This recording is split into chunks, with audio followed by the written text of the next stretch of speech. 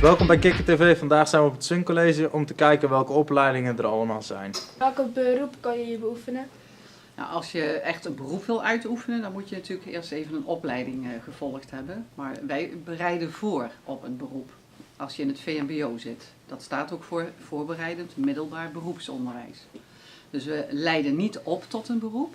Maar als je bijvoorbeeld in de techniek verder gaat, hè, je zit in de bouw, dan weet je al wel hoe je een muur kunt metselen. Of hoe je een stuk hout kunt bewerken.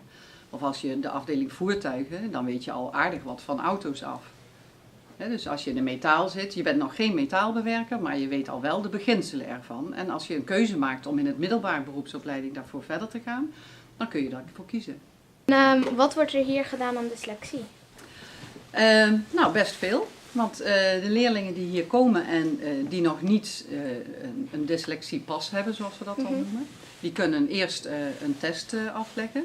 Als dat blijkt dat dat zo is, dan krijgen ze hier een pas. En dan wordt er ook gekeken of iemand meer tijd nodig heeft voor bijvoorbeeld een proefwerk te maken. Of dat hij een vergroting nodig heeft. Of dat als zijn handschrift niet zo heel erg duidelijk is, dat hij misschien beter op een laptop kan werken.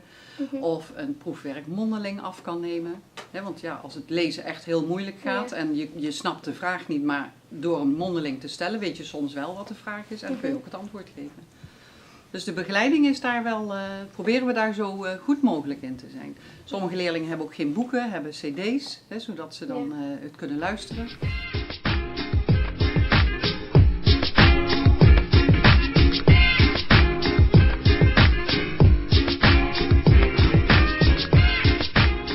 Wat doen jullie allemaal op zorg en welzijn?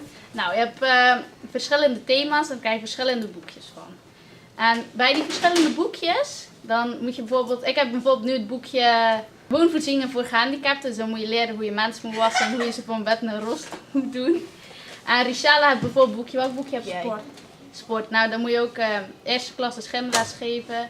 En dan moet je weten over EHBO, moet je alles leren hier.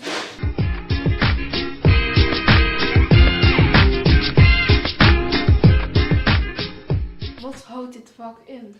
Nou, er zijn je kan heel veel richtingen op in de bouw. Je kan als metselaar werken, maar ook als timmerman. Je kan eigenlijk heel veel richtingen op. Eigenlijk alles wat met het bouwen van een huis te maken heeft. Dat er lekker een soort beslagje wordt. Dan pak je hier een steen weg. Dan zorg je dat het een beetje schoon is en dat dit, er staan die dopjes op, dat dat naar de bodem toe gericht is. Dan pak je hier wat cement. En dat leg je gewoon hierop. Zo, dan doe je die weg en dan leg je hem zo erop. En dan duw je hem goed tot hij met die gelijk staat met het draadje. Dan heb je de hoogte. En dan moet je hem hier ook nog zorgen dat hij gelijk staat met dit. Dat het goed recht is.